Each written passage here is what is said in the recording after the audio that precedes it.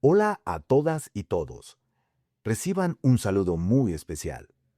Bienvenidos a un nuevo episodio de nuestro podcast sobre Hombros de Gigantes, un espacio que busca visibilizar historias de relatos de vida, llevándolos a los contextos educativos para que estudiantes aprendan de estas experiencias que dejan huella en cada persona. Hoy tenemos un episodio muy especial, porque contamos con la presencia de un gran invitado, Cristian Briceño Riaño. Más adelante nos compartirá su nombre completo, la configuración de su seña y nos hablará un poco de sí mismo. Vale la pena resaltar algo.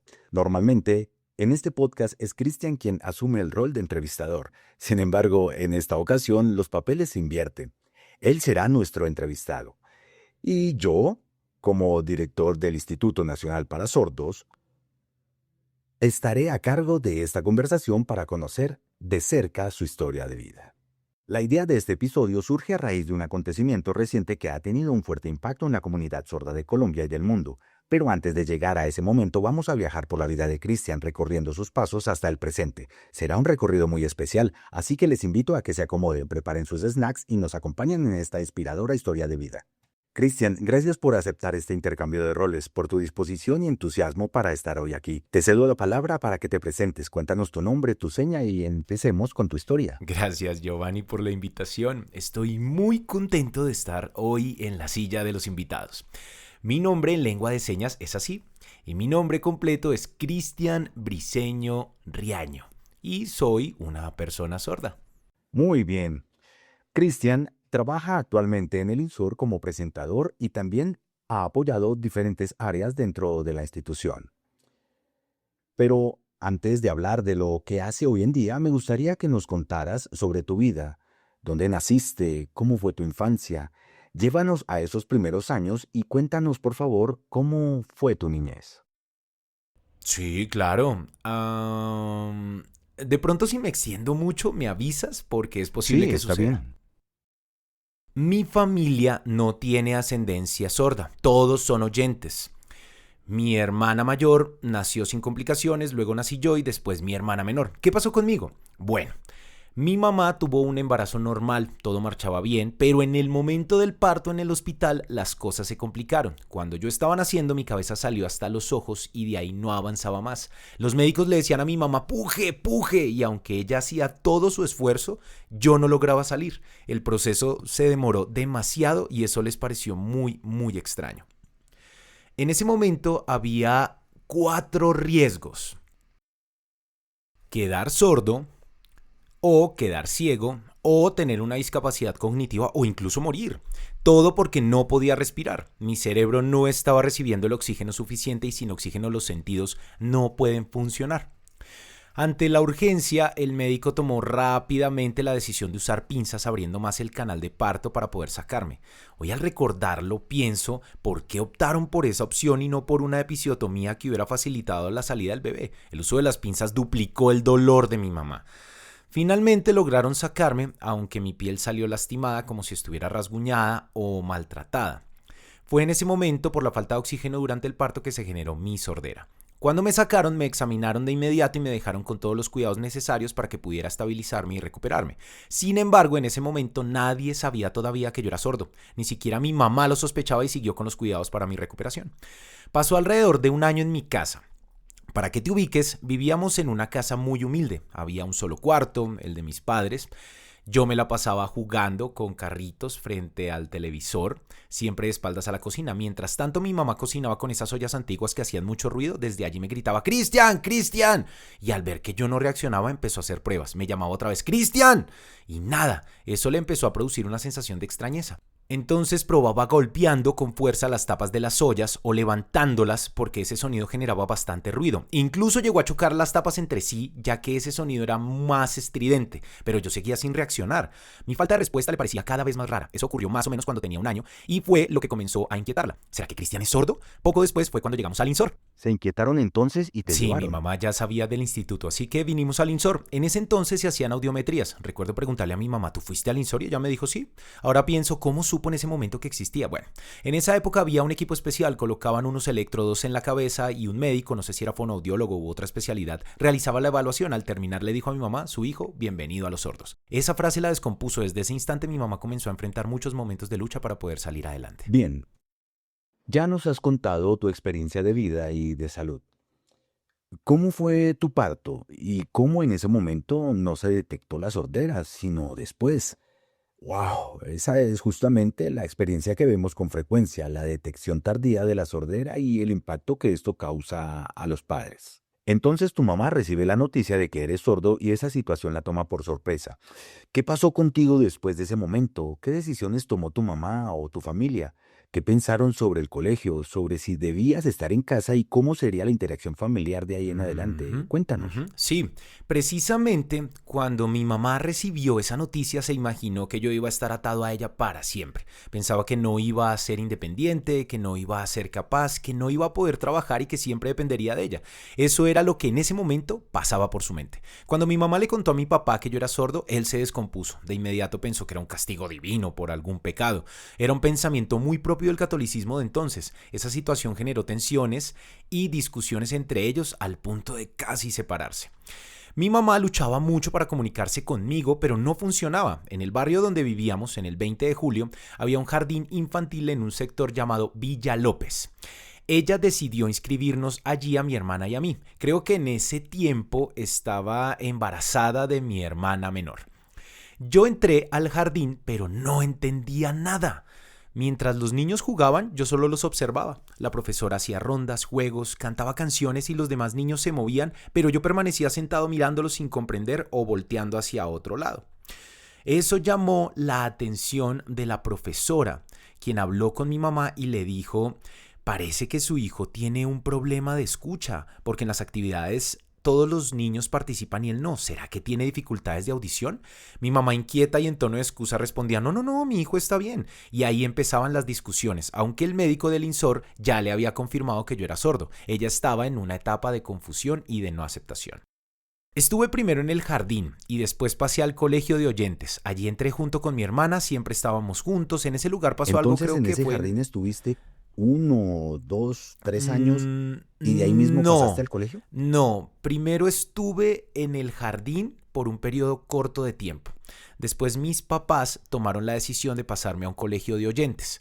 Estaba en el mismo colegio que mi hermana, aunque en cursos diferentes, yo en preescolar y ella en primaria. Fue muy difícil porque no me podía comunicar con los profesores y además los estudiantes se burlaban de mí. Recuerdo una ocasión, estábamos en descanso, sonó el timbre y la profesora me llamó. Yo la miré y ella me tomó del brazo para ubicarme. Así fue como entendí que había que hacer una fila porque yo no escuchaba y no sabía esa dinámica.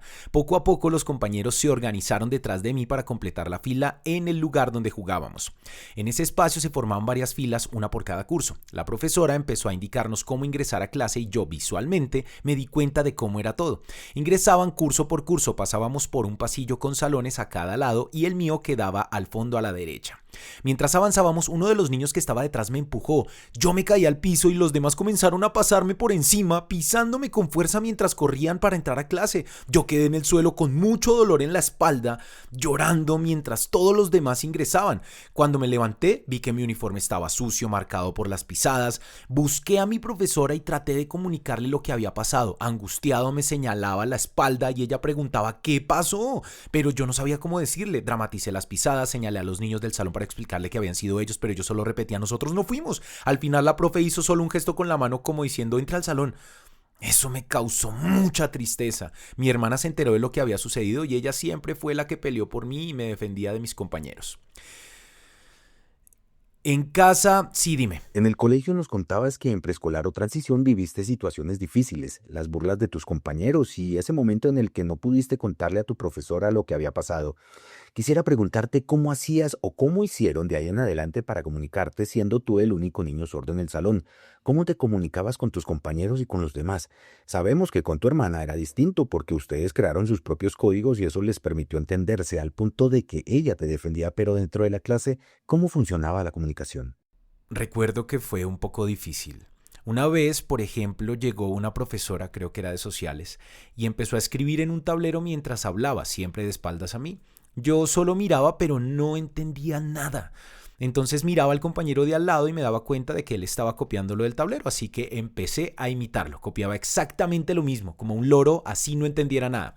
A veces cuando me portaba mal, la profesora empezaba a regañarme. Yo solo veía sus gestos, asentía con la cabeza, pero no entendía lo que me decía. Sabía que era un regaño por su expresión. En esas ocasiones solo me tomaba del brazo y me ubicaba en otro lugar del salón. Lo mismo pasaba en actividades o juegos, me indicaban qué hacer tomándome el brazo y llevándome al lugar. No recuerdo haberme comunicado con otros estudiantes, siempre estaba aislado de ellos. Ay. Bien, esa era la situación en el colegio, pero en casa, ¿cómo funcionaba la comunicación? Sabemos que tu hermana era quien te acompañaba, pero ¿cómo era esa dinámica en el hogar? En casa yo estaba más con mi mamá. Con mi papá casi no había relación, se notaba el rechazo. Siempre salía a trabajar y en su rostro había frustración, como deseando un hijo normal, oyente. Mi mamá, en cambio, siempre me acompañó. Fuimos creando unos códigos para comunicarnos. Recuerdo uno muy claro. Cuando me enseñó a bañarme y a mantener la higiene del cuerpo. Ella me señalaba, hacía el gesto de bañarse y luego me indicaba que también debía limpiar las partes íntimas. Usaba los dedos índice y pulgar en forma de pinza, mostrándome que debía correr un poco la piel. Yo la miraba y no entendía, entonces repetía el gesto. Se esforzaba mucho para que yo comprendiera la información. Así entendí que ya había crecido, que mamá dejaría de bañarme y que era momento de hacerlo solo. Yo capté qué debía hacer, pero no el por qué. Ella no me explicaba, es para quedar limpio, solo me decía que debía lavarlo. Esa instrucción era diaria, aunque todavía no entendía el propósito. Otro de los códigos que teníamos era este, que significaba comer. Había otro para dormir, también estaban los gestos de castigo. O cuando mi mamá colocaba las manos de cierta manera para indicarme que había que ir a orar.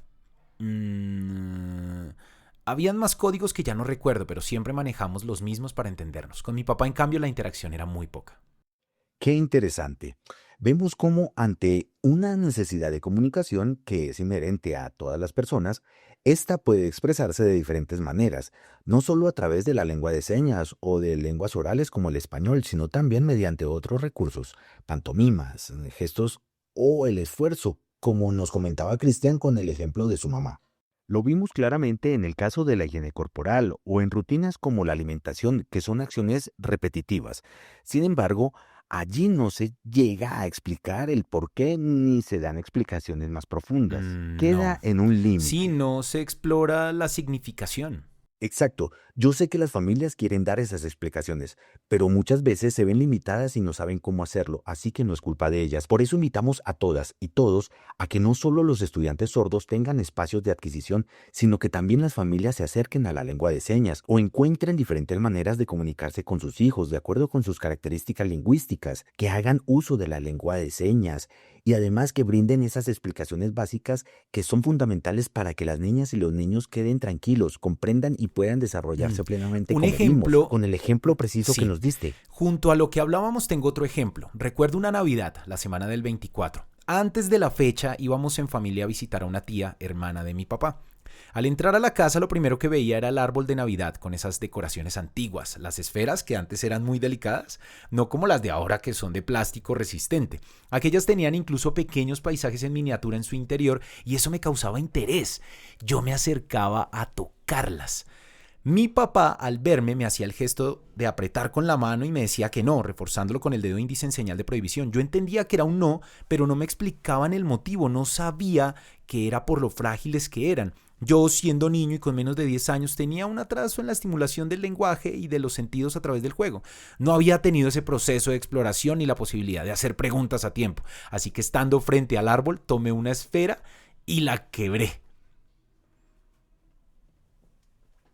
Ahí entendí que tocarla con fuerza tenía como consecuencia que se rompiera. Mi papá se enojó y mi tía empezó a decir, miren lo que pasó. Algunas de mis tías me rechazaban por ser sordo, así que ese día se molestaron aún más. Mi papá me golpeó con un cinturón mientras me regañaba con sus gestos como diciendo, te lo advertí, pero yo no le entendía. Es muy interesante y si nos damos cuenta, aquí aparecen dos momentos. El primero, esas ganas de explorar que son muy naturales de los niños, como en tu caso con la esfera del árbol. Pero aunque habían gestos de advertencia hacia ti, no se entendía el porqué. Por lo general, en los niños sordos este proceso de exploración suele ser más tardío. Comienzan a descubrir nuevas cosas y a En eso partir de ahí estaba van atrasado. construyendo conceptos y comprensiones. Exacto.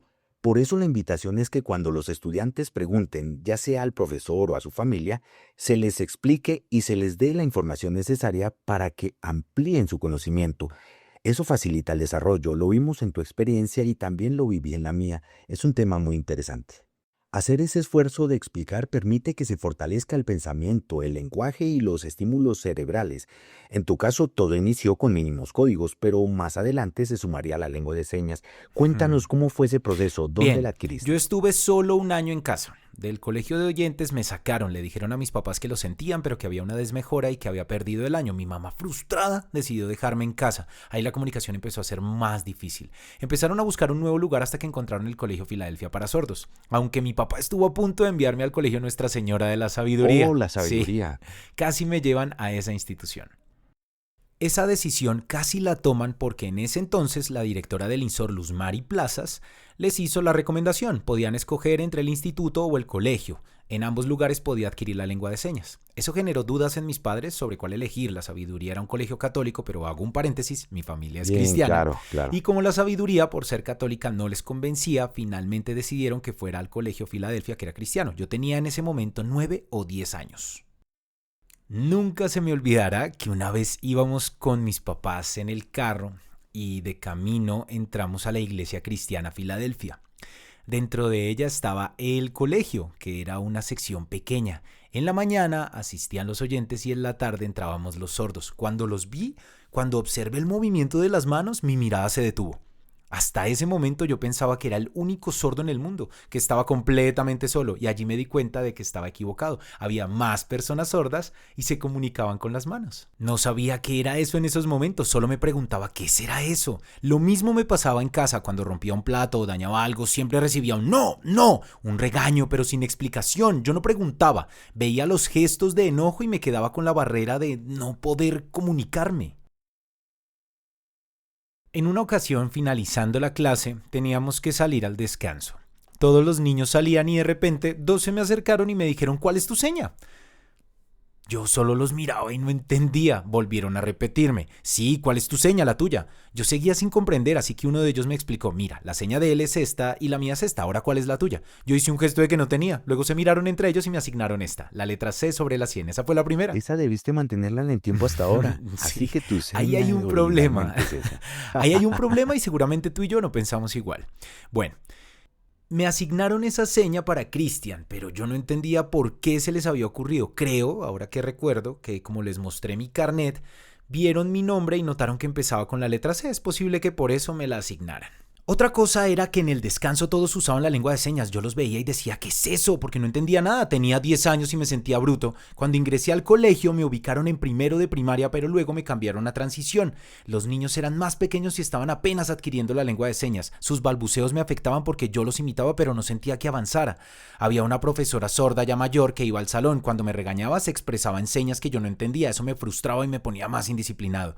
También durante el descanso vi a un niño sordo hacer esta seña. Señalaba con el dedo sobre la mejilla y le decía a otro tú y hacía la seña. Luego yo lo imité, me acerqué a otro niño y le hice la misma seña. El niño me respondió con su expresión, yo no lo soy, eso no es verdad, no inventes. Eso me impactó, así que busqué a otro niño y le hice lo mismo y así seguí hasta que causé un desorden. Después entendí que había cometido un error porque estaba diciéndoles mentirosos y yo no sabía. Espera, si en ese tiempo todas las profesoras eran oyentes, no había modelos lingüísticos. Y la explicación para que supieras que esa seña significaba mentiroso, ¿cómo se dio? ¿Quién te explicó lo que quería decir para que pudieras comprenderlo? Cuando intentaron explicármelo, no le entendí ni a mis compañeros ni a la profesora. Sencillamente no conocía la seña. Y ellos tampoco sabían cómo hacerme entender que mentiroso era un concepto. Yo solo giraba la cabeza. Con el tiempo comprendí. Ese concepto hace referencia a no decir la verdad. Más adelante lo entendí. Fue como un momento de revelación. Con que mentiroso es no decir la verdad y ocultarla.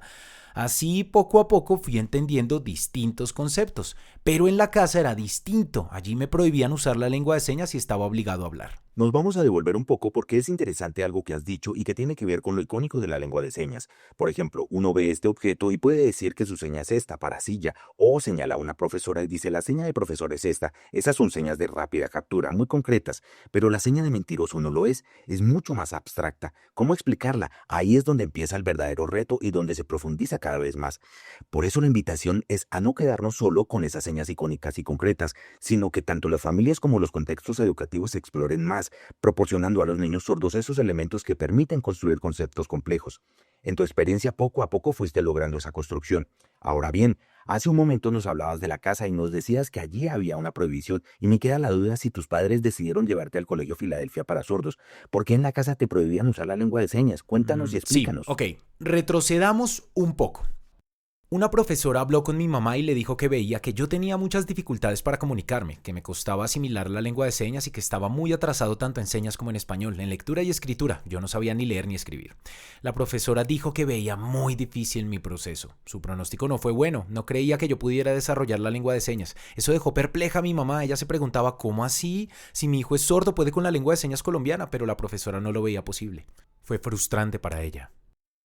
Por mi parte, cuando salí al descanso me sentía igual que mis compañeros de primaria y no quería estar con los de preescolar. Eso me desmotivaba, así que en clase solo dibujaba, miraba a la profesora sin entender nada. Por más que me esforzaba, no entendía. Lo que realmente me motivaba era el descanso porque compartía con mis compañeros. En casa, con mis papás era distinto. Había reglas que imponía mi papá. Él era bueno, aunque era un poco machista. El problema era que en el hogar no nos podíamos comunicar y eso generaba tensiones.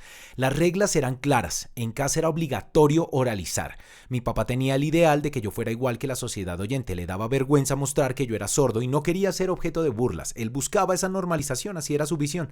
En el colegio estaba bien, mis papás aceptaban que allí la comunicación fuera distinta, pero en casa no. Me ponían un palito en la lengua para hacer ejercicios de vocalización. Me decían, abre la boca, saca la lengua y repite. Además debía hacer ejercicios de lectura. Como la mayoría de las personas sordas, pasé por esa situación.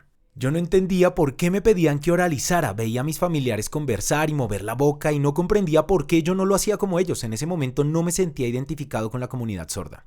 Miraba a mis familiares conversar y reírse y me preguntaba, ellos tienen boca, yo también, tienen dientes, yo también, tienen lengua, yo también, mueven los labios, yo también lo puedo hacer, producen voz, sí, yo también. Lo que yo no entendía era que ellos tenían la retroalimentación del oído y yo no, simplemente no lo comprendía. Luego mis papás me llevaron a un proceso con audífono, pensando que así habría un estímulo auditivo y así quedaría igual que los oyentes. Así pensaba mi papá, mi mamá comprendía más y lo aceptaba. Muy interesante. Esto nos pone a pensar en la familia y en esas dinámicas de rechazo o de no aceptación de la lengua de señas. Muchas veces pasa, y esto debe hacernos reflexionar en torno a la convivencia.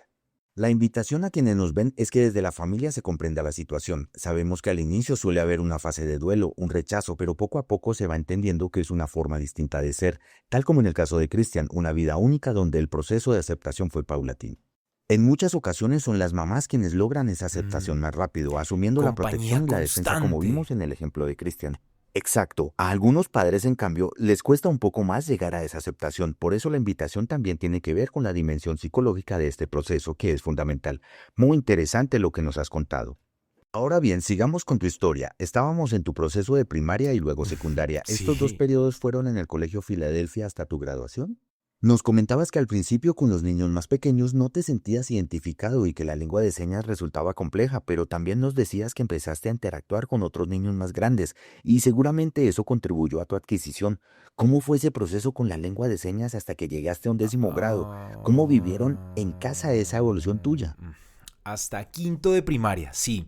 Hasta quinto iba en ese proceso. Un poco antes, un semestre antes, la profesora había decidido que yo estuviera con los niños de preescolar y transición, pero yo le insistía a la profesora y le señalaba con el dedo que quería estar en el grupo de primero de primaria con los de mi edad, de 10 y 11 años. Yo le insistía, pero ella me miraba y me hacía el gesto de no, y me señalaba de nuevo el salón de preescolar.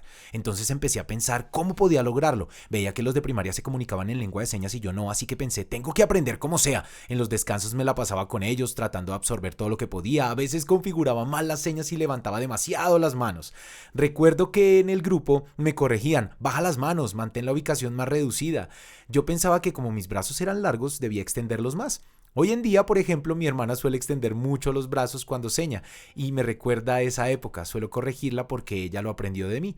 A mí me corrigieron, a ella no. Bueno, antes de terminar quinto de primaria, la profesora vio mi esfuerzo y un día finalmente me dijo, está bien, vas a estar en primero con la condición de que seas juicioso con las tareas, la lectura y que mejores tu lengua de señas colombiana. Yo respondí como, sí, eso fue un respiro después de tanto esfuerzo. Eso sí, seguía con problemas en el español escrito, confundía la B con la D, la S con la Z y muchas palabras se me complicaban al inicio, pero con el tiempo fui entendiendo. Ya para quinto de primaria, en una jornada de izada de bandera, mencionaron que el reconocimiento al mejor estudiante en el uso de la lengua de señas colombiana y la expresión era para mí. Dijeron mi nombre. Bueno, usaron la seña que me habían asignado antes, no la actual. Después yo mismo le agregué a esa seña la configuración de la D porque mi nombre es Cristian David y además porque la coordinadora tenía la misma seña que yo, la C sobre la 100. Para evitar confusiones adopté esa seña nueva que además se ubica en el rostro igual que las señas de mi familia. Por ejemplo, la de mi papá es la letra O en la 100 y la B en la línea de la mandíbula porque su nombre es O Briseño. La de mi mamá es así, la de mi hermana mayor es así, la de mi hermana menor es así, la mía era así, en sincronía con la familia. Ya más adelante mis 5 sobrinos tendrían sus propias señas, pero después les cuento esa historia. Entonces tenía esta seña con las siglas C y D. Estábamos en quinto de primaria en una izada de bandera y me nombraron. Me colocaron la bandera y eso me hizo muy feliz. Ahí comprendí que sí podía expresarme, algo que durante tanto tiempo había estado guardado, por fin lo había liberado. Llegué a casa y le conté a mi mamá, le señalé la bandera y le expliqué que me la habían dado por ser el mejor en el uso de la lengua de señas. Ella me miró y me dijo que entendía. Mi papá se quedó pensando. Creo que fue ahí cuando empezó su proceso. Mi mamá había empezado a asistir a otras de las iglesias de Filadelfia donde habían personas sordas. Allí conoció nuevas dinámicas al igual que yo, interactuaba mucho con jóvenes y adultos cristianos y eso me permitió seguir aprendiendo la lengua de señas con fluidez. Además, Patty Jones, la rectora del colegio, solía hablarle a mi mamá. Eso ayudó a que ella comprendiera mejor y con más claridad. Una vez mi mamá me dijo, en la casa tendrás que oralizar. Y yo le dije, bueno, pero tú me hablarás en lengua de señas. Le dije, si me obligan a oralizar es justo que ustedes me hablen en lengua de señas. ¿Y qué ha pasado? Bueno, hasta el día de hoy soy usuario de la lengua de señas y es un gran logro. Mis papás y hermanas también son usuarios y comprendieron mi proceso así como yo aprendí a aceptarme. Antes me fijaba más en lo verbal, pero poco a poco fui entendiendo el valor de la lengua de señas, que por mi nacimiento yo era sordo profundo, que no tenía retroalimentación del oído y que ese era yo. Comprendí que la lengua de señas me daba acceso al conocimiento, a los significados, al pensamiento abstracto y con lectura y escritura en español poco a poco fui mejorando. Muy interesante este recorrido que seguiste hasta grado 11 en el Colegio Filadelfia, donde viviste ese proceso de identidad como persona sorda y de comprensión sobre quién eras, así como la importancia de la lengua de señas. Esto obedece a que en esas interacciones surge un sentimiento de deuda por aquel periodo de vida en el que no pudiste ser plenamente parte de la comunidad y cuando finalmente se entra a formar parte, se busca recuperar todo ese tiempo. Exacto, se trata de recuperar y seguir adelante, así que felicitaciones por ese esfuerzo. Eres una persona que nos destaca el valor de la constancia en la búsqueda de la equidad y lo que nos cuentas refleja algo fundamental, que no solo Cristian, sino también todas las personas sordas podemos ser parte de la sociedad, tejer cultura sorda, fortalecer nuestra identidad y por supuesto nuestra lengua de señas. También vemos la influencia de la familia y cómo fue ese proceso de comprensión y aceptación. Nos relatabas el episodio de la izada de bandera y cómo pudiste mostrar ese logro. Y esos son impactos que suman a las transformaciones. Muy bien y felicitaciones nuevamente. Ahora cuéntanos, ¿qué pasó después de terminar la secundaria? ¿Te veías estudiando en la educación superior en una universidad? ¿Cómo pensabas tu futuro laboral? ¿Cuál era ese plan de vida? A ver... Mis padres aceptaron mi sordera y se ajustaron. Mis hermanas aprendieron la lengua de señas y eso me hizo muy feliz. Un ejemplo de ello, cuando pasé de niño a joven comenzaron los cambios físicos como el vello corporal. Antes no sabía cómo preguntar esas cosas, pero ahora podía hacerlo, así que en vez de preguntarle a mi mamá, fui con mi papá. Había muchas cosas que me llamaban la atención, la voz que cambiaba, los cambios en el cuerpo que no entendía. Fue entonces cuando le pregunté a mi papá. Recuerdo que me sentó, puso una silla frente a mí, cerró la puerta del cuarto y empezó a explicarme. Ahí comencé a identificarme con él, comprendí que él era hombre igual que yo y que mi mamá era mujer con otras características como los senos y que había diferencias entre ambos. Por ejemplo, preguntaba sobre mis genitales y él me decía que era algo normal en los hombres. En ese momento tenía entre 13 y 14 años. Ya usaba mejor la lengua de señas. Esa información llegó tarde, pero fue importante para mí. En el colegio sí nos enseñaban sobre sexualidad, pero no en primaria porque en esos grados no estaba incluida. En el colegio Filadelfia se veía muy poco, ya en bachillerato nos hablaban más de sexualidad, de los conceptos, había mayor explicación, después yo complementaba con mi papá la información que me daban. En primaria fue distinto, apenas mencionaban el cuidado de las infecciones, pero no había mayor detalle. En todo caso, mis padres fueron muy buenos conmigo, fueron cambiando, me quisieron mucho, me apoyaron y en mi vida ellos fueron un gran soporte. Mi papá, por ejemplo, fue profesor de religión en el colegio Filadelfia Filadelfia. Se comunicaba en las clases en lengua de señas y los estudiantes lo disfrutaban. Era muy cómico al expresarse y hacía reír a todos. A veces lo veía pasar y eso me ponía contento. Ver a mi papá señar, nunca lo hubiera imaginado porque siempre fue firme con la oralización, pero cambió y lo aceptó. Mi mamá, por su parte, trabajaba en el colegio como secretaria de manera voluntaria y amaba servir a la comunidad sorda. Ese gran cambio en mis padres fue porque viajaron a Estados Unidos a un evento internacional cristiano de personas sordas. Allá, al no poderse comunicar, empezaron a pensar, de seguro así se siente nuestro hijo con esas barreras. Duraron un mes con esa frustración, no sabían inglés, tampoco la lengua de señas americana y apenas dominaban algo de la lengua de señas colombiana. En el evento las personas sordas les enseñaban con rapidez y mis padres no entendían. Fue un mes de mucha frustración. Entonces Patty Jones les dijo, lo que están viviendo es lo que le pasa a su hijo. Al mes regresaron y me buscaron para abrazarme y pedirme disculpas, me dijeron nos equivocamos, yo les pregunté por qué y me respondieron te castigábamos, pero el problema era que no sabíamos cómo comunicarnos contigo.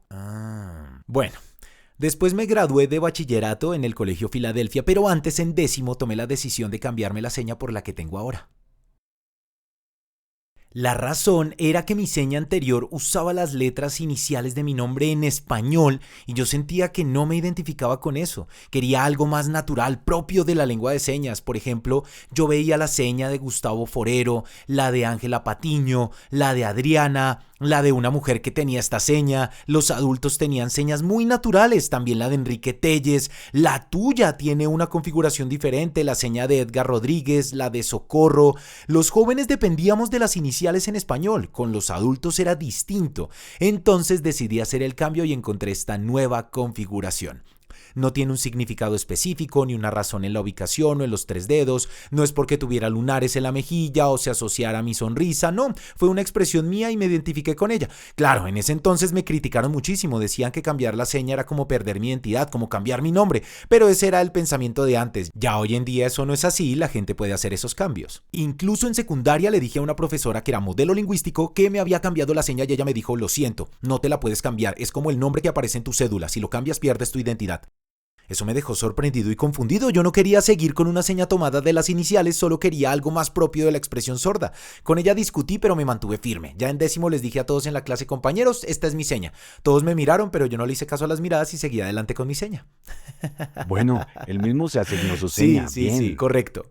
Cuando vieron la configuración, algunos decían que la asociaban con baile o con hip hop, o le daban otro significado y pues bueno, yo los dejaba. Me gradué de 11 y en el 2005... Al año siguiente, en el 2006, me escogieron rápidamente para ser parte del proceso de traducción de la Biblia cristiana a lengua de señas.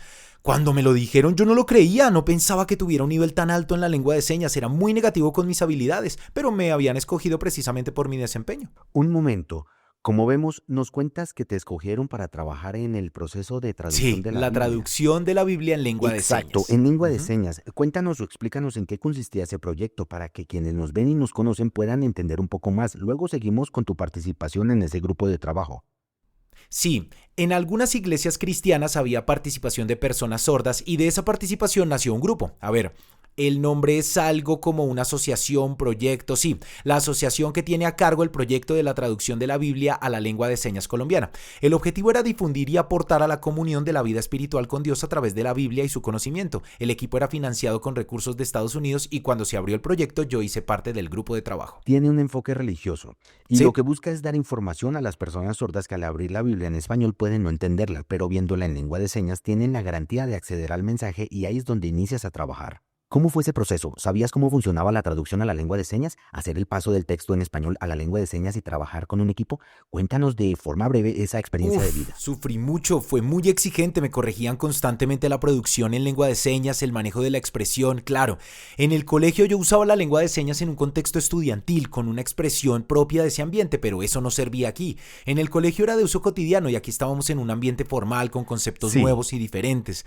Al inicio me costaba mucho conectar con ese objetivo y por eso me hacían múltiples correcciones. Además, en mi forma de enseñar extendía demasiado los brazos y a veces levantaba mucho el mentón. Me pedían que mirara de frente a la cámara, que redujera el marco de referencia y que controlara más la lengua de señas. Había también un vocabulario y un discurso especializado. Poco a poco lo interiorizaba y lo iba reproduciendo en lengua de señas. Así estuve trabajando un año. Con el tiempo sentía que era más fácil usar la lengua de señas en ese nivel y fui mejorando mi producción en señas. Interesante, este es un tema que para quienes nos están viendo, sean oyentes o personas sordas en Colombia, Colombia o en cualquier parte del mundo resulta fundamental. Lo más importante sobre la lengua de señas es ese autoconocimiento que debemos tener sobre su uso, un ejercicio metalingüístico, preguntarnos por qué hacemos determinados usos. Piensen, por ejemplo, en la estructura del español. Una frase tiene un orden específico en cómo se escriben las palabras y los docentes Sí, nos explican esas sí. formas de la lengua oral. Lo mismo sucede con la lengua de señas. No se puede dar de manera improvisada. Claro, hay un orden natural, pero hay que profundizar en él. En la lengua de señas colombiana tenemos marcadores como la ubicación, el uso del espacio, la direccionalidad. Eso es sumamente importante y le da estatus y prestigio a la lengua de señas, garantizando que el mensaje final sea el más adecuado para su recepción. Aquí tenemos la experiencia de Cristian, que nos cuenta cómo fue ese trabajo en el equipo de traducción y cómo eso le permitió mejorar. Después, ¿qué pasó? ¿En qué otros trabajos participaste? Cuéntanos. Después de eso fui muy vago. Veamos qué Sí, pasó. vago para olvidarlo. Ah, en el 2006-2007 terminamos el proyecto. Luego pasé un año en casa sin hacer nada. Fue un año de búsqueda, no había trabajo en ningún lado, a veces en el INSOR con el equipo de Giovanni, un equipo de investigación lingüística. Me llamaban, pero era muy esporádico, solo por horas, una que otra vez al mes. Ahí era presentador en lengua de señas. Recuerdo que me hacían correcciones, que debía ajustar mi lengua de señas. Allí había muchos conceptos lingüísticos y había que entenderlos para producirlos bien. Pude aprender de un mundo distinto al de la traducción de la Biblia, un contexto académico más avanzado y con más aprendizaje sobre conocimiento y lengua de señas. Fuera de ello buscaba universidad y fue muy difícil. Mis papás decían, vaya, deje de estar de vago en la casa. Yo me pasaba horas frente al computador de mesa de los antiguos jugando solitario. Podía estar 2 o 3 horas ahí. Entonces me regañaban de nuevo, busque trabajo o vaya a la universidad pedagógica, estudie para ser docente. Yo decía, ¿docente? ¿Enseñar? No.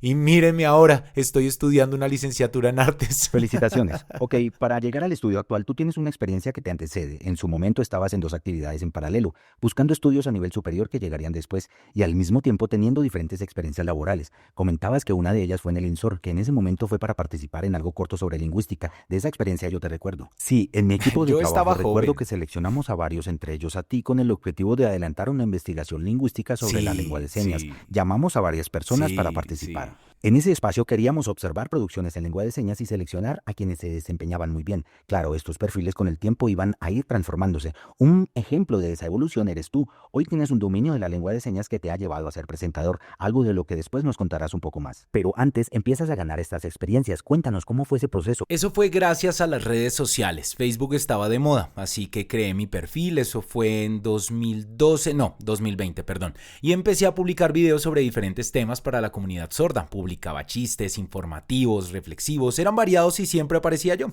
También subía a YouTube. Instagram llegó después.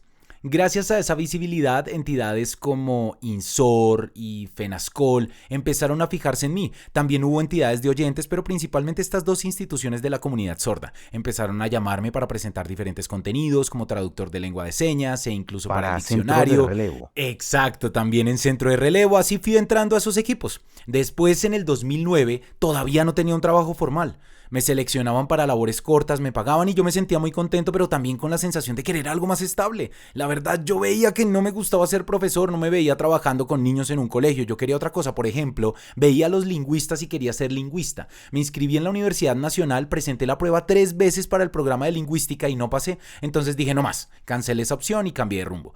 Probé con administración de empresas pensando que serviría, pero las matemáticas no son mi fuerte, así que lo descarté. Luego opté por diseño, que tiene que ver con las artes. Me matriculé, pero yo tenía que pagar mi propio intérprete. Peleamos por esa condición, pero al final no se resolvió. Eso me frustró bastante. Ese mismo 2009, unos compañeros oyentes me invitaron a participar en un grupo de danza contemporánea. Esta danza busca la expresión libre y la exploración del movimiento, muy diferentes a las danzas folclóricas como la cumbia o los bailes tradicionales de Colombia. Allí empecé y fue lo que finalmente escogí. Es interesante y perdóname que te interrumpa, pero me llama la atención algo. Si nos damos cuenta, por un lado está tu trayectoria laboral que permitió que la lengua de señas se visibilizara y que te seleccionaran en algunos trabajos. Pero eso no fue todo, ni tampoco suficiente. Eso también te llevó a pensar en la educación superior, como ya nos contabas. Probaste con lingüística y no se dio, luego con administración y tampoco, después con diseño, pero no se concretó. Entre una y otra opción tuviste que ir cambiando hasta que finalmente aparece la danza. ¿Me recuerdas la seña? Danza contemporánea. La Danza danza contemporánea contemporánea. encaja muy bien contigo, con tu perfil y con tu profesión. Cuéntanos, ¿cómo fue ese proceso de inscripción? ¿Cómo nació ese interés y esa afinidad hasta sentirte identificado con la danza y querer profundizar en ella? Además, ¿cómo fue vivir ese proceso siendo una persona sorda y usuaria de la lengua de señas? ¿Qué relación encontraste entre la danza contemporánea y tu vida? Retrocediendo un poco, cuando tenía unos 11 o 12 años y ya estaba explorando la lengua de señas, mi papá fue quien más me acercó a la música. La forma en que lo hacía era con su grabadora de cassette. Ponía un disco, me llamaba, acércate, ven.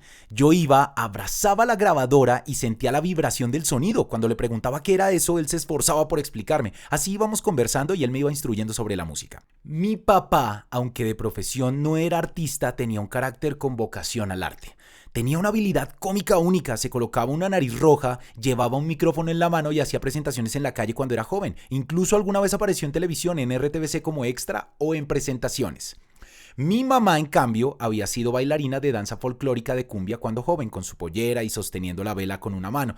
Creo que esas dos experiencias de mis padres se quedaron en mí, en mi ADN. Yo no sabía que tenía esa vena artística porque estaba concentrado en intentar con administración o lingüística, carreras en las que no pasé, por eso decía no más. Mis papás insistían, sé profesor, estudia gratis en la universidad pedagógica, sería una buena oportunidad. Yo decía no, y ellos seguían. Mi papá me decía, mira otras opciones, abogado, médico. Yo no sabía, estaba confundido y era normal en esa etapa, tenía como 21 años y no sabía cómo tomar esas decisiones. En el año 2009 me inscribí en la compañía de danza inclusiva contemporánea Con Cuerpos, que trabaja con bailarines con y sin discapacidad. Allí recibí un proceso de formación sobre el uso expresivo del cuerpo para conocerlo y reconocerlo a través de la expresión y el movimiento. Al mismo tiempo, estaba con mis proyectos como presentador. Con el tiempo estos dos intereses se unieron, la comunicación en lengua de señas y la danza. Así fui aprendiendo y formándome en Con Cuerpos, participando en presentaciones, no de teatro, pero sí en teatros donde nos presentábamos, y lo hicimos en varios lugares del país. Un compañero sordo me recomendó la Corporación Universitaria Senda para estudiar de manera formal. Sí, esa universidad quedaba sobre la Caracas y ahí me inscribí. Me comentó que allí había un programa técnico y profesional en danza. Me dijo, inscríbete. Así que tomé la decisión y me inscribí. Al inicio sufrí mucho, no me podía comunicar por la barrera comunicativa. Fue todo un esfuerzo. Y después, ¡esfuerzo a estudiar! exacto, decidiste inscribirte, nos hablaste de ese gusto que estaba en ti escondido y lo dejaste salir, empezaste a conectarlo con otros, entras a estudiar ya en la educación superior. Cuéntanos cómo recibías las clases de las asignaturas, por ejemplo, cuando se trataba de música, producción oral, canto, danza, estilos de danza u otros temas relacionados con lo sonoro. ¿Hubo ajustes? ¿La universidad comprendió tu situación y se adaptó a tus necesidades o fuiste tú, Cristian, quien tuvo que ajustarse a ellos? Sí, a Cuéntanos ver. brevemente. La universidad no hizo ajustes ni estrategias para mí. Yo era quien debía adaptarme, en cada clase les explicaba que era sordo, que conmigo debía primar lo visual, el uso de la lengua de señas y que la medición comunicativa sería a través del intérprete. En la teoría funcionaba, yo recibía la retroalimentación de las clases y entregaba los trabajos. Pero recuerdo un profesor ya mayor, de contextura gruesa, que dictaba una electiva de música en segundo semestre. Él llegaba, se sentaba, empezaba a hablar y el intérprete se colocaba a su lado para traducirme la información a lengua de señas colombiana. Todo muy normal. El problema vino con la práctica. El profesor tomaba 2 palos circulares de madera, los golpeaba entre sí marcando un ritmo musical y todos los estudiantes debían seguirlo con las palmas. Yo los miraba y empecé a asustarme, sentí pena de no coordinar, de que me vieran fuera del lugar y preguntaran ¿qué le pasa a Cristian? Ellos sabían que yo era sordo, pero yo no quería dar la impresión de él no puede. El profe decía 1, 2, 3, aplaudan. Yo me concentraba en el movimiento de los palos y en los estudiantes aplaudiendo, pero lo hacía descoordinado. Eso afectaba el ritmo de mis compañeros y ellos decían, es culpa de Cristian, aplaude mal y nos descoordina. Repetimos hasta que el profesor me miró y me dijo, Cristian, hágame un favor, cámbiese de asiento. Yo le pregunté por qué y me dijo, porque usted no escucha, no oye la música, entonces ¿cómo hace el ejercicio? Solo observe y ya. Yo estaba con mucho enojo y le dije, un momento, sé que no escucho, pero puedo ver, puedo sentir las vibraciones, puedo observar e ir aprendiendo y seguir el ritmo con las palmas. No importa que no escuche, yo puedo participar. Él me dijo, no, por favor, siéntese. Yo repliqué, entonces, ¿cómo voy a ser evaluado? Y él me dijo, no sé, es su problema y su responsabilidad. Ya era viejo y yo estaba muy enojado. Me llevé lo poco que había entendido y practiqué en mi casa. Descubrí algo. Cuando la manecilla del reloj se mueve, en ese instante hay que aplaudir. Y con los pies hacía esto. como si siguiera el segundero. Le siguen 2 milésimas de segundo y ahí muevo un pie primero y después el otro, adentrándome en el tiempo y calculándolo visualmente para coordinar el ejercicio. Así estuve toda la semana palma por palma. En la clase siguiente había que mostrar el ejercicio. Ninguno de mis compañeros fue. Me dijeron, es una clase aburrida, el profe es viejito y lo que enseña es muy simple. A mí sí me gustó lo que estaba aprendiendo. Entré al salón, no estaba el intérprete porque no me alcanzó para pagarle. Tragué saliva, el profesor me miró e hizo el gesto de ¿y qué quiere? Yo tomé una hoja y le escribí que había venido a clase y que estaba listo para aprender. Él hizo... miró el reloj, hizo el gesto de corte con la mano y me dijo, vaya, se puede salir, como cancelando la clase. Yo me iba a quedar. Le dije, míreme, y empecé a hacer el ejercicio. El profesor abrió los ojos. Espere, rápido tomó los palos de madera, a ver, vamos, iniciemos. Yo lo seguía, cuando me equivocaba decía otra vez, fui ajustando hasta llevar el tempo y el ritmo al unísono con los palos, logramos la coordinación, el profesor me dijo, muy bien, se le cambió la cara por completo, se puso muy amable, me abrazó, bien, perfecto, sacó el móvil y escribió en el grupo de WhatsApp de la clase, como no vinieron, no tienen nota. Cristian, que fue muy juicioso, sí. En la siguiente clase dijo, quiero que miren a Cristian. Todos voltearon a verme, yo sudando con el corazón a mil. El profesor hizo el gesto de iniciar, yo lo seguí con las palmas. El primer intento hubo que repetirlo, al segundo salió. El profesor dijo, ven, y ustedes que escuchan por pereza no lo hacen, miren el esfuerzo de Cristian. Ese cambio de razón del profesor me impactó muchísimo. Qué interesante, la comunidad en general suele tener representaciones sociales, prejuicios o paradigmas sobre las personas sordas y uno muy común es pensar que no pueden con la música, pero eso no es así. Claro que pueden, y no solo con la música, sino también en muchas otras áreas. En el caso de Cristian, la música se conecta con su vocación. Eso muestra que la música también es apropiada a su perfil y que con creatividad y empeño puede ser abordada desde otro lugar.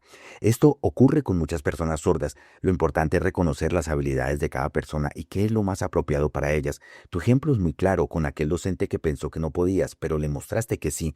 Porque para hacer algo no hay que depender al 100% del oído. Hay alternativas y eso también es válido. Cada estudiante tiene características distintas, por eso la invitación a todos los docentes es a que busquemos alternativas hacia los estudiantes sordos, que no se resignen en silencio ni acepten cuando alguien les dice que no pueden continuar. No, pero sí se puede, como vimos con Cristian. ¡Wow! Muy bien. Ahora ya nos contaste cómo fue tu experiencia en la electiva de música, los estudios y tu graduación. Después, ¿cómo llevaste ese trabajo? ¿Cómo se relacionó con la danza contemporánea? ¿Qué pasó en lo laboral? ¿Y cómo conectabas todo esto con tus trabajos como presentador? Estudié durante 2 años y medio antes de la graduación. Para el trabajo de grado debíamos presentar durante 3 días nuestras obras de danza frente a múltiples invitados. Antes de esas presentaciones yo propuse algo distinto, conectar la lengua de señas con la danza. Empecé a pensar cómo podía lograrse. El profesor me preguntaba, Cristian, ¿cómo se podría hacer? Y yo le decía, la danza se puede conectar con el movimiento de la lengua de señas. Eso les llamó mucho la atención porque no había precedentes. Quizás en otros países sí, pero aquí no lo habían visto. Después de varias conversaciones surgió la idea. Te doy un ejemplo. Una compañera hacía una coreografía con una expresión corporal ordenada y coreografiada. Exacto, la coreografía. Era como armar una frase, pero no con palabras, sino con el cuerpo. Mientras ella danzaba en el escenario, yo la observaba y copiaba lo que decía con el cuerpo, interpretándolo en lengua de señas. Me convertía en su intérprete en vivo. Así, si ella iniciaba la obra sentada en el suelo, expresando rabia o frustración, yo tomaba esa emoción y la expresaba en lengua de señas. La audiencia nos veía a los dos bajo los reflectores. Ella danzaba y yo traducía sus movimientos a lengua de señas. Lo mismo sucedía si durante la obra otro compañero hablaba. Yo hacía un ejercicio de interpretación simultánea, así fui ampliando la comprensión de la puesta en escena. Fue una dinámica muy interesante, una construcción colectiva. Al finalizar los 3 días de presentación, mi tesis proponía una metodología pedagógica para adaptar de manera adecuada la inclusión de estudiantes con discapacidad auditiva en la corporación universitaria Senda. Esta sería una herramienta para formar estudiantes sordos, mostrando que no todo debe pasar por el oído, sino que se pueden explorar otros sentidos. Esto no significaba que solo se usara la vista, también podían aprovecharse otras formas de captura sensitiva, como la lengua de señas dentro del aprendizaje de la danza contemporánea. Ese fue mi trabajo de grado. Realicé la sustentación, fue aprobada y me gradué de la universidad. Además, me dieron una mención de honor por el esfuerzo y la lucha constante. ¡Felicitaciones! Gracias. Esa fue mi experiencia. Y Para terminar, algo muy personal. Mis padres me preguntaban, Cristian, ¿quieres estar en la Corporación Universitaria Senda? Ellos pensaban que salir con un título profesional en las artes no tenía futuro. Recuerdo que mi papá me dijo, eso es como hacer shows gratis de arte. Yo quiero que estudies para ser abogado o profesor, algo que sea bien pagado, pero el arte es muy difícil. A veces pagan, a veces no, y es complicado conseguir trabajo. Claro, mis papás son de otra generación, en cambio mi generación ve el mundo con otros ojos y el reto ha sido sincronizar esas visiones. Antes de morir, mi papá falleció de cáncer. Me faltaba un semestre para graduarme y mostrarle el título. No alcancé. En ese momento iba a tomar la decisión de retirarme de la universidad. Estaba muy estresado porque tenía que estar pendiente de él, de su enfermedad y también de mis estudios. Pero mi papá me dijo, no, termina el semestre. Yo le respondí, pero ¿cómo? Si tú mismo te burlabas, me decías que eso era como dar espectáculos gratis en la calle para pedir monedas bailando. Y él me dijo, yo estaba equivocado. Te he visto y cambié de opinión. Yo te apoyo y te entiendo porque también tengo esa vocación por el arte. Respeto tu camino. Mis papás me apoyaron para llegar hasta el final. Mi papá me dijo, así yo me muera y no te vea graduado, sé que lo lograrás. Y así fue. Luché ese último semestre y me gradué. felicitaciones. Siento lo de tu papá. Estoy seguro de que donde esté te estará viendo y se sentirá muy orgulloso de ti y Sí. que hayas obtenido tu grado. Abriste un camino que al inicio encontró mucha resistencia, pero lograste hacer cambios mentales y eso lo vimos a lo largo del recorrido de tu vida, así que felicitaciones nuevamente. Llegamos al momento de tu grado y resulta muy interesante que en tu tesis hayas propuesto unir la danza contemporánea y la lengua de señas, interpretando o traduciendo la danza a lengua de señas colombiana para que la audiencia pudiera comprenderla. Para ser honesto, cuando yo veo danza, a veces me cuesta interpretarla o comprenderla. Es simple para mí solo mirarla. Claro, eso depende de cada persona y de cada generación, pero ahora que tú nos cuentas que hay un sentido en cada obra y que puede relacionarse con situaciones reales de vida, me parece muy poderoso e inspirador. Ya hablamos de esa experiencia y de tu graduación. En lo laboral nos comentabas que eras presentador y que sigues ese camino, pero me interesa mucho que nos Canal hables de tu 13. experiencia en Canal 13. Canal 13, donde hoy te desempeñas, y para la mayoría es claro que trabajar allí es una gran oportunidad. Allí eres presentador y en el marco de la inclusión del canal llegas para hacer visible a un presentador sordo y a la lengua de señas en televisión. Además, trabajas en cabina con colegas oyentes dentro del programa Toma el Control, que es un espacio de opinión y participación ciudadana. Es una muy buena experiencia. Cuéntanos más sobre Canal 13. Canal 13 es un canal de televisión pública de la zona andina del país. Yo llevaba ya 8 años trabajando con FENASCOL y sus múltiples proyectos, en centro de relevo, como modelo lingüístico, como presentador, entre otros. Cuando me gradué como profesional en danza contemporánea, al año siguiente sucedió algo curioso. Estaba en la oficina de centro de relevo trabajando cuando una mujer se acercó, se sentó a mi lado y me dijo, me gustaría proponerte que vinieras a trabajar en Canal 13, ¿quieres? ¿Te interesaría? Yo la miré con extrañeza porque no era periodista de profesión y comunicador social y no lo sabía. Ella me dijo, tienes una lengua de señas muy clara, eres guapo, joven, como presentador vas a tener visibilización, piénsalo, es una oportunidad para trabajar con nosotros. Y yo pensé, uy, no, me imaginaba que iba a ser muy complicado, estudios con muchas cámaras sin saber a cuál mirar, guiones extensos que debía interiorizar, un lenguaje más avanzado. Se me hacía muy complejo, así que le respondí, lo voy a pensar y después te confirmo. Pasó una semana y finalmente le dije, sí, acepto, y así arranqué. Eso fue en el 2014-2015. Sí, 2015, entre 2014 y 2015 entré a trabajar en ¡Wow! Canal 9 13 y ya años. llevo allí 9 años. Sí, ha sido un proceso complejo con muchísimo aprendizaje, fue abrirme a un mundo completamente nuevo, el de la producción audiovisual y la televisión con todos sus contenidos y programas. Mi labor allí es representar la voz de los televidentes, actuar como su defensor, analizar el contenido y la programación del canal, atender sus quejas, reclamos, dudas, sugerencias y llamados de atención. Y todo eso debe tener una respuesta por parte del canal. Mi papel es tejer ese puente entre los televidentes y el canal, facilitando la participación en ambas partes. Ese es mi trabajo en el Canal 13. Recuerdo que en una ocasión estaba muy nervioso. Me pasaron el guión, ya tenía contrato en firme, y yo pensaba, pero si yo no soy periodista, ¿qué hago aquí? ¿Cómo voy a hacerlo si no tengo esa formación? Aún así arrancamos. A mi lado había una presentadora, no sé si recuerdas su nombre, Elien, creo que así era. Ella había sido ex reina y apoyó a Sor de Vogue en el reinado. Su seña se configuraba así, ella era oyente, ¿la recuerdas? Los dos éramos presentadores, ella era mi compañera, sí. Eileen... No recuerdo bien el apellido completo. Ella era actriz, no presentadora, así que llegó y me preguntó: Cristian, ¿tú sabes ser presentador? ¿Cómo se hace? ¿Cómo funciona? ¿Cómo es el discurso? Yo le dije: estamos igual, yo tampoco sé, fue todo un reto. Nos daban el guión, lo interiorizábamos y salíamos en vivo. No era un programa pregrabado, no, era en directo. Así fue como arrancamos, aprendiendo en el camino, y con todo el esfuerzo yo tomaba el guión y lo pasaba a la lengua de señas. Ella seguía con su parte hablada mientras la mía era señada. En el corte comerciales otra vez corría a ver el guión, lo pasaba a lengua de señas y ahí repetía la dinámica. Todos en el canal me miraban extrañados: Cristian, ¿por qué haces eso? Y yo les explicaba que se me hacía imposible memorizar todo. Empezábamos a grabar a las 7 de la mañana hasta las 11, unas 3 horas de presentación continua con guiones extensos, y todo eso para el programa del defensor del televidente. Wow, vemos esta experiencia como presentador que nos has compartido. Felicitaciones. Gracias. Es muy importante que en los diferentes programas de televisión o en la industria audiovisual se generen nuevos productos y se involucren presentadores sordos, como en el ejemplo del Canal 13. Eso también ha pasado en otras ocasiones. Por ejemplo, nosotros en el INSOR, en alianza con Canal Capital. Con Canal Capital no era una producción Sí. propia del canal, sino que desde el INSOR fuimos dando las sugerencias para que se incluyera un nuevo formato de presentación desde la lengua de señas acompañado de voz en off. Así nació el noticiero en señas. Fue una buena experiencia y evidencia la necesidad de que este tipo de formatos se sigan incluyendo cada vez más. Gracias. Así que felicitaciones, Cristian. Es un gran ejemplo. Antes de que finalicemos y cerremos este espacio, quisiera que nos contaras sobre un hito importante que sucedió recientemente, el Premio India Catalina, que fue un gran impacto. Cuéntanos un poco de qué trata, qué pasó ese día de la premiación, qué ocurrió antes en la producción del documental Vibrar. Vibrar, el arte Recuérdanos el de nombre exacto. sentir. Exacto, Vibrar, el arte de sentir. Esa es la propuesta o proyecto de documental que como producción audiovisual se difundió, fue aplaudido y reconocido hasta ganar el Premio India Catalina.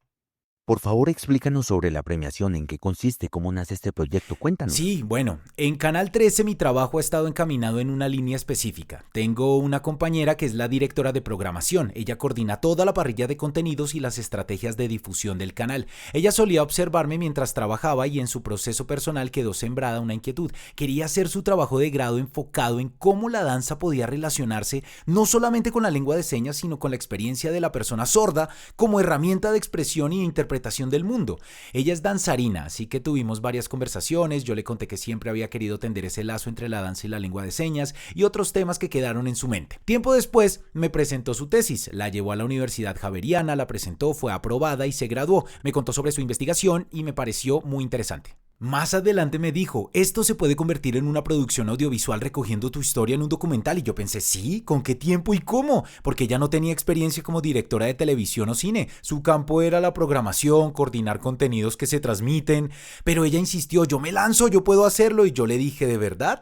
Con el tiempo empezó a organizar toda la producción. Dentro del canal fue armando su equipo: guionistas, camarógrafos, asistentes de producción, entre otros. Así se fue conformando el equipo y todos eran del propio Canal 13.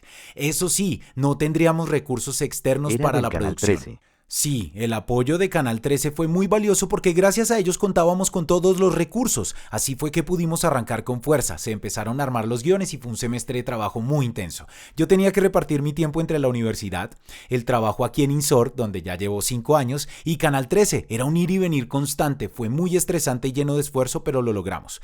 El documental se llama Vibrar. Y no hace referencia a la vibración como muchos pensarían. Vibrar es una estructura narrativa que se divide en varias categorías. Una parte se centra en mi relación del cuerpo con la danza contemporánea. Otra se enfoca en el folclore y los diferentes tipos de danza: salsa, cumbia, carranga, entre otras. También está la dimensión de la lengua de señas colombiana y finalmente mi historia de vida, especialmente en los contextos con mi familia. Todo esto se fue entrelazando y dio como resultado otro mundo con una perspectiva única y diferente. Para darles un ejemplo, en el periodo en el que mi papá estuvo hospitalizado por su enfermedad, llegó un momento en el que lo tuvieron que entubar para que pudiera respirar. Como no podía hablar, la forma de comunicarnos fue a través de la lengua de señas que él ya conocía. Tiempo atrás, cuando yo era niño, yo solía hacer esta seña, pero mi papá pensaba que significaba diablo, entonces me decía que no la hiciera y yo cerraba el puño. Esa seña la llevé a la danza usando el cuerpo, el brazo y la seña. Comencé a moverme, colocando una mano sobre la otra como símbolo de prohibición, mientras mis brazos seguían danzando. De esa manera, el movimiento y la lengua de señas crean un entrelazado que no necesita explicaciones, no hace hace falta traducir. La danza misma era el lenguaje y cada persona que lo ve puede interpretarlo a su manera. El documental se finalizó más o menos en enero de este año, hace muy poco. Justo estaba por cerrarse el plazo para postularlo a los premios India Catalina. Entre las categorías estaba la de mejor documental, pero también otras como mejor diseño sonoro. Alcanzamos a aplicar justo antes del cierre de inscripciones, enviamos las postulaciones y nos quedamos esperando el análisis de los jurados. Para nuestra sorpresa, pasamos a ser nominados. Eso fue antes de la gala de premiación. En su momento pensamos, esto es imposible, pero igual hicimos toda la campaña de votaciones y terminamos nominados en varias categorías. Mejor producción de inclusión social. Mejor diseño sonoro de no ficción. Nosotros no sabíamos si habíamos ganado o no. Viajamos con toda la fe puesta en el proyecto, pero sabíamos que si no ganábamos igual ya era un logro llegar aquí. El día de la ceremonia desde temprano comenzaron a anunciar la agenda y las categorías. Mientras hacíamos la fila para el registro, alcanzábamos a asomarnos a las pantallas para ver lo que pasaba. Apenas nos dejaron entrar, corrimos, nos abrimos paso y nos sentamos en la mesa. Y entonces anunciaron, ganadora mejor producción de inclusión social, Vibrar, el arte de sentir. En ese momento nos invadió una emoción enorme. Éramos conscientes de que habíamos ganado. Yo no había preparado ningún discurso porque sinceramente no creía que fuéramos a ganar. Después de tantos años, uno como persona sorda sabe lo difícil que es luchar por tener oportunidades y alcanzar logros como este. Es frecuente ver a personas oyentes ganar premios por sus proyectos. En cambio, para las personas sordas, esos reconocimientos se dan muy pocas veces. Por eso pensé que iba a ser muy difícil. Pero aprendí que no es así. Hay que cambiar esos paradigmas. Nosotros también podemos tener igualdad de oportunidades y lograr estos reconocimientos. Bueno, entonces ganamos y me dijeron, Cristian, unas palabras. En ese instante empecé a pensar qué iba a decir. Me concentré, subí a la tarima muy nervioso, pero sabía que debía expresar algo. Arranqué mi discurso con lo general. Primero di gracias a Dios por esta oportunidad, luego a mi familia por apoyarme toda mi vida, a la comunidad sorda por la que he aprendido, por el apoyo y por ser parte de ella, y por último a la producción y a la danza porque son la esencia de este documental. Así recibimos ese primer galardón. Después anunciaron que también habíamos ganado otro, el premio a mejor diseño sonoro. Fueron 2 reconocimientos. Felicitaciones, es precisamente por eso que en este episodio teníamos como invitado a Cristian con el objetivo de adentrarnos en su vida hasta llegar a este momento tan especial que nos acaba de compartir. Su testimonio nos deja una gran lección sobre la importancia del cambio, cambios en la música donde muchos pensaban que las personas sordas no podían participar, pero nos demostró que sí es posible de distintas formas. Felicitaciones por la gran habilidad que tienes. También cambios en la familia que pasó de la negación a la aceptación y al apoyo total. Cambios en la educación donde es fundamental garantizar el derecho lingüístico y la adquisición plena de la lengua de señas. Y cambios en el campo laboral donde al inicio hubo rechazos, pero donde finalmente se abrieron puertas para mostrar que sí se puede trabajar y apoyar en las diferentes producciones. Todos estos espacios vimos cómo se van dando transformaciones reales y cómo esas transformaciones logran un impacto social que inspira y muestra a la sociedad que sí se puede. Felicitaciones, Cristian. Y ahora que estamos a punto de finalizar, quisiera saber si quieres dar unas palabras finales para quienes nos acompañan en este episodio. Sí, bueno. Yo creo que a la comunidad sorda de Colombia, mi recomendación es que dejemos de lado esos paradigmas que a veces nos imponemos. Nosotros ya tenemos una identidad, tenemos la lengua de señas, pero en el momento en que salimos a otros mundos, como el mundo audiovisual o el del arte, de acuerdo a los gustos de cada uno, nos convertimos en una luz. Podemos apropiarnos de esos espacios, abrir puertas para que más personas sordas ingresen y no pensar que ese no es nuestro lugar o que es de otros. Yo mismo pude haberme quedado con la idea de que la música no es apropiada para Cristian, pero no. Esto mismo sucede con los discursos de vida. No es solo decir yo puedo, es tener la habilidad y la capacidad real de hacerlo. Porque decir yo puedo lo podemos hacer todos, pero son los actos los que nos visibilizan. Eso es lo que nos permite adaptarnos a diferentes contextos donde muchas veces no conocen a la comunidad sorda.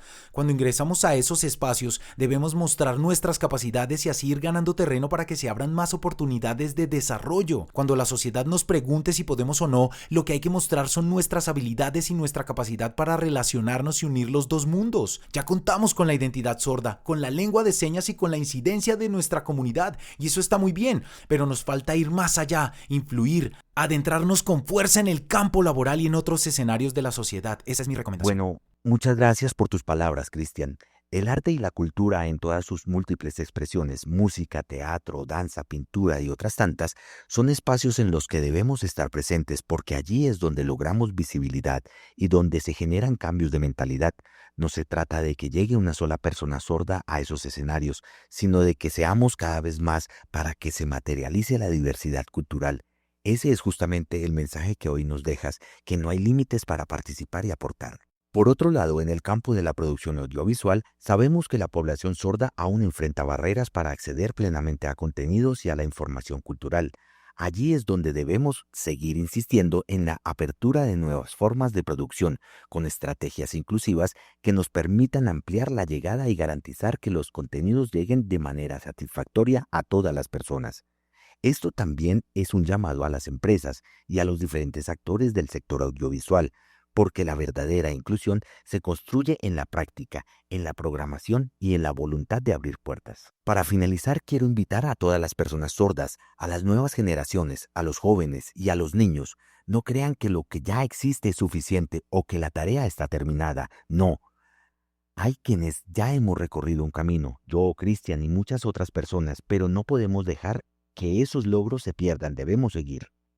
Que las nuevas generaciones tomen lo que hemos alcanzado, lo valoren y a partir de allí muestren sus habilidades, como decía Cristian, Sí. para seguir abriendo caminos y construyendo una sociedad verdaderamente inclusiva y equitativa. Habilidades que les permitan adaptarse a gestionar su vida, a todas las personas, tener esto en cuenta, a la comunidad educativa, docentes bilingües, modelos lingüísticos, hacerles el llamado para que incentiven a los estudiantes, los animen a trascender y así fortalezcan las nuevas generaciones y la comunidad sorda en su conjunto. Bien, con esto damos por terminado este episodio de Sobre Hombros de Gigantes, un espacio que visibiliza las diferentes historias y nos permite aprender de ellas. Quedan todos invitados a seguir conociendo el podcast y los episodios que vienen. Con este cierre me despido como director en este rol de entrevistador para que lo siga ocupando Cristian en los próximos episodios con más invitados, personas sordas, jóvenes y referentes que nos inspiran con su experiencia de vida. Adiós. Adiós, gracias.